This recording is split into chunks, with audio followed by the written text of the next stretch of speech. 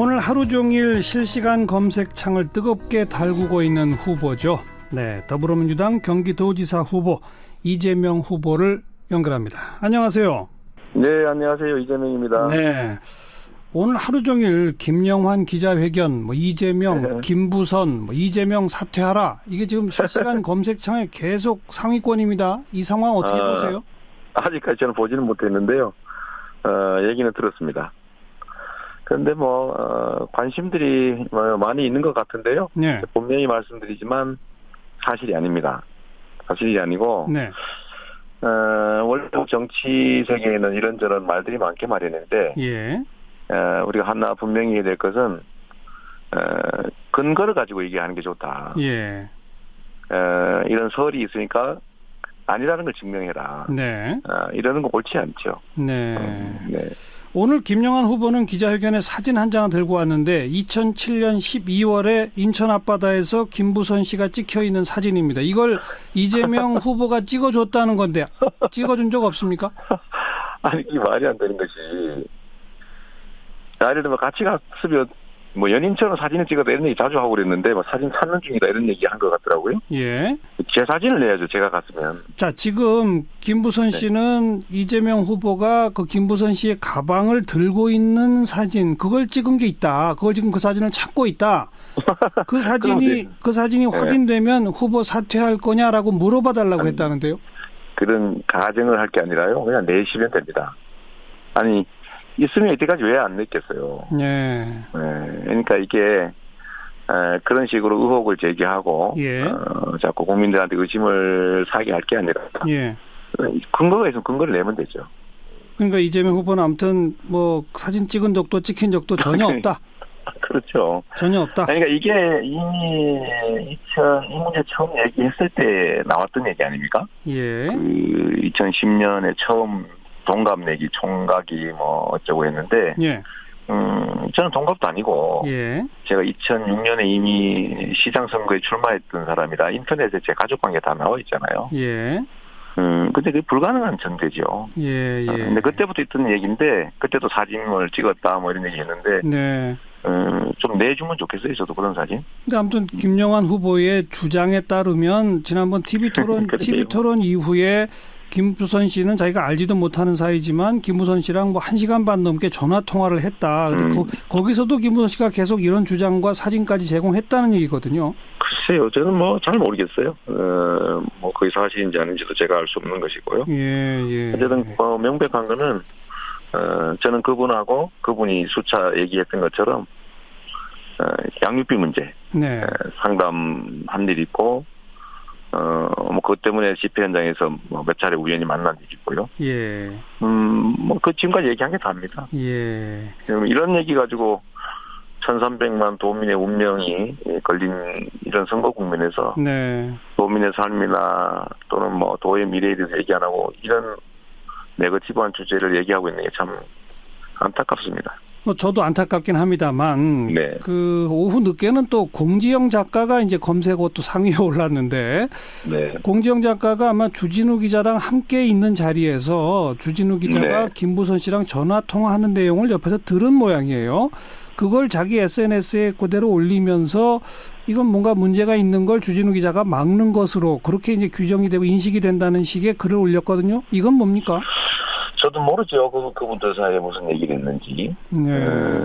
그리고 당사자도 아니고, 저는 분명히 얘기하지만, 그때 당시 주진우 기자하고 통화를 하거나, 그랬던 일도 없고, 그쪽에서 사과하니까, 그걸로 종결했던 거가 전부입니다. 예. 네. 한때는 아무튼 김부선 씨가 자기가 이렇게 주장하고 다녔던 게 이재명 후보가 전혀 아니다라고 했었죠. 2번이나 그랬죠. 2010년에도 얘기 한번 했고요. 그것도 공개적으로. 예. 또 2016년에도 아니다라고 얘기했죠. 예. 그리고 내가 참 이런 얘기를 왜 지금 이 시간에 해야 되는지 잘 모르겠는데요.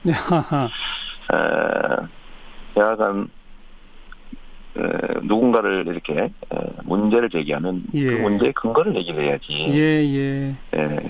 근데 아니라는 증거는 어떻게 됩니까? 제가 분명히 될 수 있는 거는 본인이 얘기한 것들 또는 그 주장하는 김영환 의원도 네.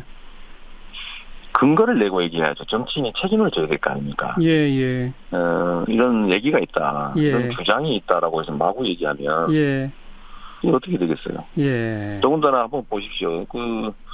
지금 김영환 후보가 속해 있던 국민의당 대통령 후보 뭐 아들이 뭐 어떻게 했니 증거 조작해가지고 지금 실형 살고 있잖아요. 예, 예.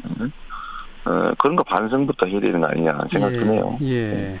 그 김영환 후보가 거듭 문제를 제기하고 있고 또 김영환 후보 주장에 의하면 김부선 씨가 김영환 후보하고 통화하면서 똑같은 주장을 했다는 것이 현재까지의 상황이기 때문에 혹시 네. 김영환 후보와 김부선 씨에 대해서 법적 대응을 하실 겁니까?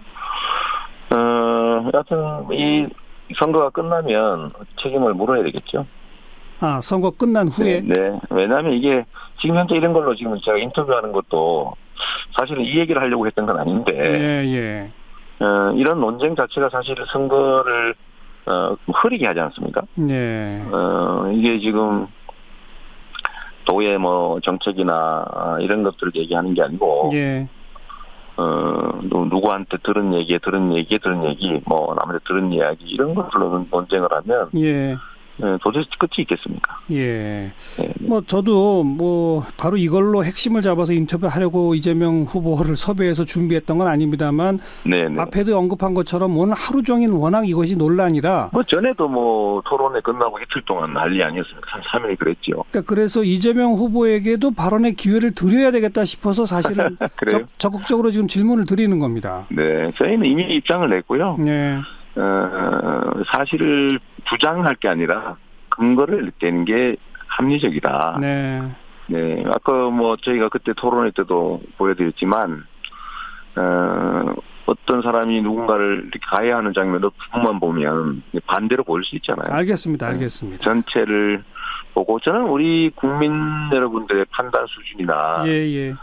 이런 것들이 과거와는 다르다고 생각해요. 알겠습니다. 아무튼 댓글 아무리 써도 조작되지 않죠. 요약하자면 김부선 씨랑은 양육비 상담과 관련해서 집회 현장 등에서 몇 차례 만난 게 전부 다다. 그럼요. 이 말씀이고. 네, 그렇습니다. 그리고 제가 하나 더 말씀드리면요. 네. 제가 그때 당시 시간이 많지가 않아서 네. 만약 제가 그런 시간이 많았으면 양육비 상담도 제가 직접 해줬겠죠. 아하. 근데 그때 시간이 없어서 제가 사무장한테 그 일을 맡겼고요. 사무장. 그래서 김부선 씨가 성남까지 와가지고 예. 사무장하고 상담을 하고 가셨어요. 예.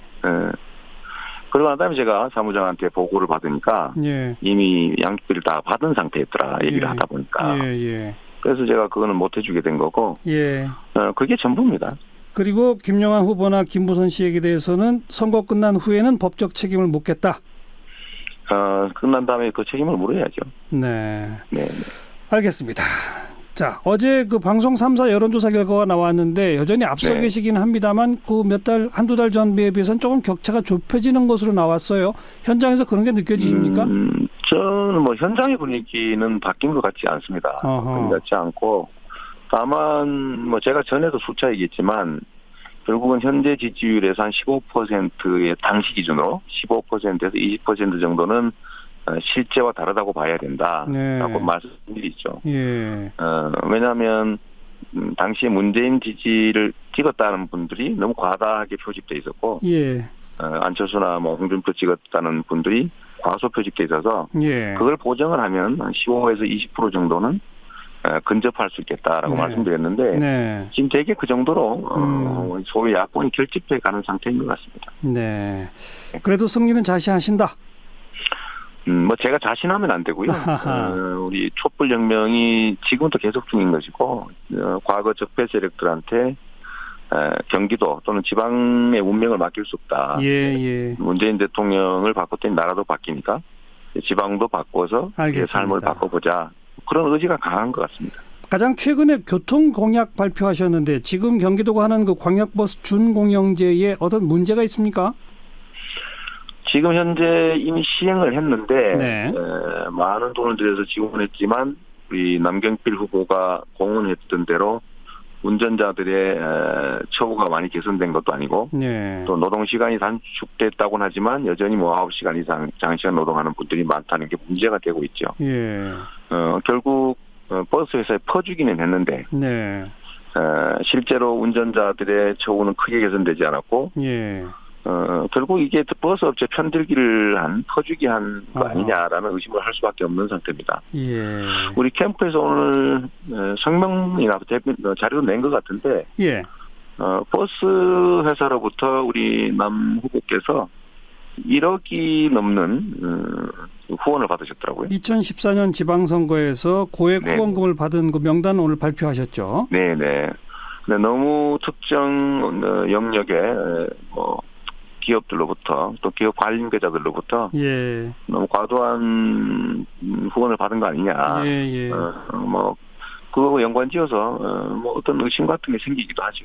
버스 업체 편들기, 버스 업체들만 좋아지고 운전자나 시민들은 별로 좋아진 게 없다. 이렇게 보신다. 네, 큰 변화가 없다는 거죠. 네. 어떻게 바꿔내시겠습니까? 지사가 되시면. 지원을 할 수밖에 없는 상태인데, 네. 첫째는 지원은 하되, 여기가 이제 영구적인 흑자 기업 만들어주면 안 되는 것이고, 예. 경영에 공적인 관여를 해야 된다. 노동자 이사든 예, 아니면 이용자 대표가 경영에 참여하게 해야 되고요. 예. 두 번째로는 지원을 할 때 지원 목적을 분명하게 해서 예. 어떤 특정 부분은 반드시 근로자들의 처우를 개선하는 비용으로 쓰도록 아하. 강제해야 되겠죠. 알겠습니다. 이래야 처우도 실제로 개선되고 예. 예산 남용도 낭비도 적어지지 않겠냐 이렇게 네. 생각합니다. 사전 투표하실 겁니까? 당일날 투표하실 겁니까? 저는 내일 남양주에서 예. 사전 투표하려고 합니다. 예. 그렇게 하시는 사전 이유, 투표를 하는 게 좋으니까요. 그렇게 하시는 이유는 사전 투표에 좀 많이 참여해달라 이거죠? 그렇습니다. 이게 지금 사전 투표는 전국 어디서나 네. 줄 서지 않고 쉽게 할 수 있으니까 가능하면 알겠습니다. 사전 투표해 주십사 하는 부탁을 드리는 겁니다. 여기까지 듣겠습니다. 고맙습니다. 네, 감사합니다. 더불어민주당 이재명 경기지사 후보였습니다.